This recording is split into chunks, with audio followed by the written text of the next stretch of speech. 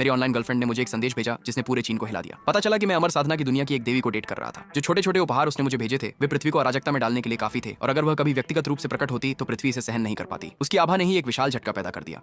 दुनिया को बचाने के लिए मैंने सब कुछ सरकार को रिपोर्ट कर दिया। सेना ने मुझे एक लैब में स्थापित किया ताकि मैं वहां से उसे वीडियो कॉल कर सकूं। विकलांग, तुम्हें कॉल उठाने में इतना समय क्यों लगा? मुझे देखने दो। और कौन सी छोटी लोमड़ी तुम्हें व्यस्त रख रही है? अगर मुझे पता चला कि वह कौन है तो मैं उसे जिंदा खाल उतारकर दक्षिण स्वर्गीय द्वार पर सुखाने के लिए लटका दूंगी। कमरे में हर शोधकर्ता कांपने लगा। मैंने अपने हाथ हिलाए, उसे शांत करने की कोशिश की। ये लोग सभी मेरे रिश्तेदार हैं। इस पर महारानी अचानक शर्मिंदा हो गई, अपने चेहरे से खून पोंछते हुए बोली, मैं बस काम कर रही थी, साफ करने का मौका नहीं मिला। गड़बड़ी के लिए माफ करें सब लोग। कब से काम करने में राक्षसों को मारना शामिल हो गया? फिर उसने पूछा कि क्या मैंने वह उपहार खा लिया जो उसने मुझे पहले भेजा था? ये साधना की दुनिया में सबसे निचले स्तर का आत्मा खजाना था।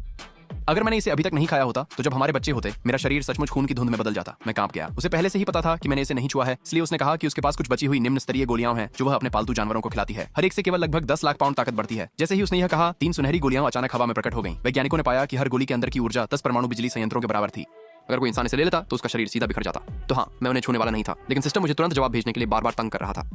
अगर महारानी उदास हो जाती तो ये एक विश्व समाप्ति संकट को जन्म दे सकता था। पूरा प्रयोगशाला अराजकता में चला गया। किसी ने मिसाइल भेजने का सुझाव दिया, किसी और ने स्नैक्स का सुझाव दिया। आखिरकार कमांडर ने फैसला किया चीन के ट्रिलियन युआन के कृत्रिम सूर्य को विघटित करके भेजने का। हमें चिंता थी कि उसे इसकी परवाह भी नहीं होगी, लेकिन पता चला कि एक दानव कबीले के आक्रमण ने पूरे देश को ठंडी हवा से ढक दिया था। कृत्रिम सूर्य समय पर आ गया और फसलों को बढ़ने में मदद की। जब शोधकर्ताओं ने यह खबर सुनी तो वे उत्साह से पागल हो गए। हमने आखिरकार चीन को गर्व महसूस कराया। फिर अगले ही पल महारानी बस हमारे भेजे गए सोडा और चिप्स की तारीफ कर रही थी। सच में स्नैक्स शायद किसी लड़की का दिल जीतने का सबसे अच्छा तरीका हो सकता है। महारानी बेहद खुश थी और अब वह उस रात मुझसे वीडियो कॉल करना चाहती थी।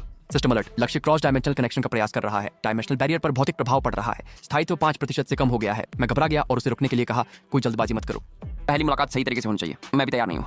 बहाना काम कर गया, लेकिन इससे उसे एहसास हुआ कि मेरी दुनिया में कोई आध्यात्मिक ऊर्जा नहीं थी। यहाँ हर कोई दयनीय रूप से कमजोर था। यहाँ आना केवल नुकसान पहुंचाएगा। इसलिए उसने मुझे एक साधना मैनुअल और कुछ स्नैक्स भेजे। कहा कि मिलने से पहले नींव निर्माण चरण तक पहुंचो। फिर उसने दरबार के मामलों से निपटने के लिए फोन काट दिया। मेरे बगल में खड़े स्टाफ ने तुरंत स्नैक्स की ओर झपट्टा मारा। उन प्रीमियम स्नैक्स में भरी ऊर्जा मानवता को सैकड़ों वर्षों तक चलाने के लिए पर्याप्त थी।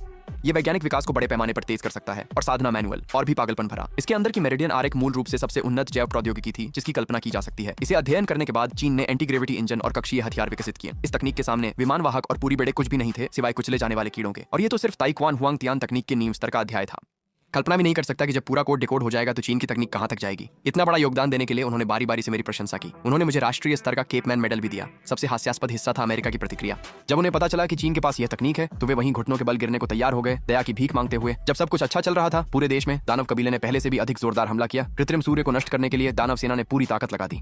यहाँ तक कि महारानी की देवतुल्य शक्ति के साथ वह दुश्मनों की लहरों को रोक नहीं सकी। निराशा में महारानी ने मुझे बुलाया, उम्मीद करते हुए कि मैं कोई तरीका निकाल सकूं जिससे आम लोग राक्षसों से लड़ सकें। उसे थका हुआ देखकर मेरा दिल टूट गया। मैंने उसे वहीं वादा किया। उसने शोध सामग्री के रूप में कुछ राक्षस कबीले की लाशें भी भेजी। वैज्ञानिक उन अलौकिक प्राणियों को देखकर जैसे पागल होने वाले थे। राक्षस कबीले की शरीर संरचना जैविक हथियारों में बदलने के लिए एकदम सही थी।